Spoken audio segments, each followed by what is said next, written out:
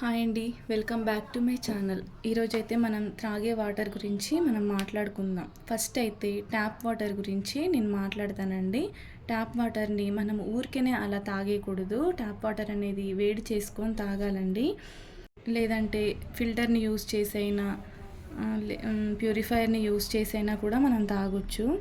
కొంతమందికి వాటర్ని వేడి చేస్తే తాగాలని అనిపించదండి. కాబట్టి నేనైతే కొన్ని అయితే నేను చెప్తాను. వీడియో అయితే లాస్ట్ వరకు చూడండి.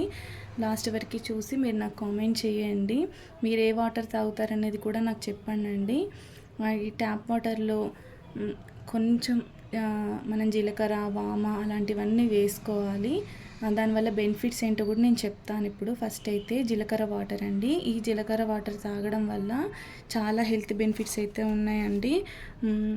ఇందులో షుగర్ ఉన్న వాళ్ళు కూడా తాగడం వల్ల షుగర్ అనేది కంట్రోల్లో ఉంటుంది, జీర్ణక్రియను మెరుగుపరుస్తుంది, కడుపు నొప్పి కూడా తగ్గిస్తుందండి, శరీరంలో మంచి కొలెస్ట్రాల్ని పెంచుతుంది అండ్ చెడు కొలెస్ట్రాల్ని తగ్గిస్తుంది, ఇమ్యూనిటీ పవర్ని కూడా పెంచుతుందండి, అలర్జీలను కూడా అస్సలు దగ్గరికి రానివ్వదండి.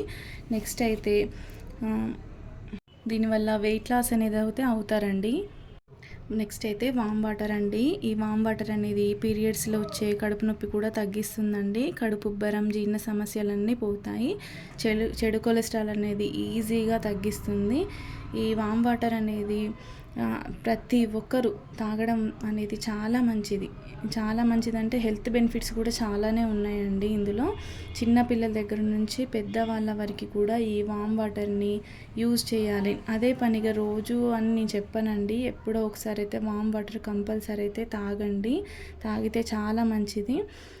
చిన్నపిల్లల్లో కడుపు నొప్పి సమస్యలన్నీ తగ్గిపోతాయండి. నెక్స్ట్ అయితే మినరల్ వాటర్ అనగానే మినరల్స్ ఉంటాయని మాత్రం అస్సలు అనుకోకండి. దీనివల్ల కిడ్నీ సమస్యలు, కడుపు ఉబ్బరం, బాడీ పెయిన్స్, అన్ని రకాల నొప్పులు, ఆరోగ్య సమస్యలు అయితే చాలా ఉంటాయండి.